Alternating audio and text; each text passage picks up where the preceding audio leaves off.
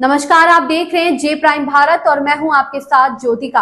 आइए रुक करते हैं खबर की ओर। पीएम मोदी के इंटरव्यू पर कांग्रेस के प्रदेश अध्यक्ष जीतू पटवारी ने कहा, संविधान खतरे में है, देश का आरक्षण खतरे में है। इसी सरकार ने निजीकरण किया और जिससे आरक्षण गया है, जो पद खाली है उसमें जो आरक्षण मिलना चाहिए उसको किसने समाप्त किया है। देश के संविधान के स्वरूप को बदलने की भावना बार बार आपके नेता ने की है। देश समझ चुका है, तभी चुनाव में इसका असर है और तभी प्रधानमंत्री को बोलना पड़ रहा है, मत देने का अधिकार खतरे में है।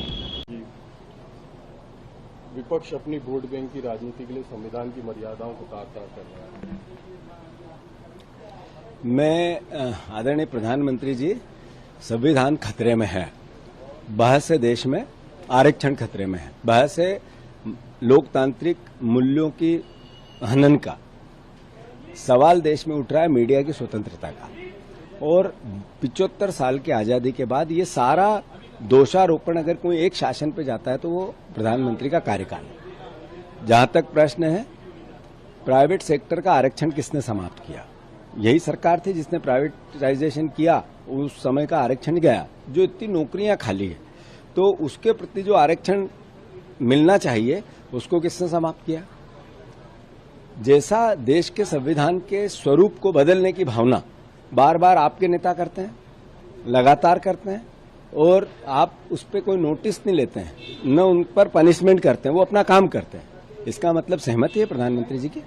तो देश समझ चुका है, देश ने समझा है, तभी चुनाव में इसका असर है और तभी प्रधानमंत्री को बोलना पड़ रहा है। संविधान खतरे में है, आरक्षण खतरे में है, मत देने का अधिकार खतरे में है और लोकतांत्रिक मूल्य खतरे में है। मीडिया की स्वतंत्रता खतरे में। देश में बहस है। ईडी को लेकर प्रधान है कि पिछले कांग्रेस के 10 साल में 34 लाख करोड़ पकड़ाए थे, अभी तक इसका बहुत बढ़िया। इसका मतलब है कि प्रधानमंत्री के कार्यकाल में करप्शन बढ़ा है। इसका मतलब है कि प्रधानमंत्री के कार्यकाल में ये विपक्ष से ही पकड़ा गया जो सत्ता में नहीं थे। जो सत्ता में है लोग 10 साल से, उन पर एक भी कार्रवाई ईडी ने की क्या?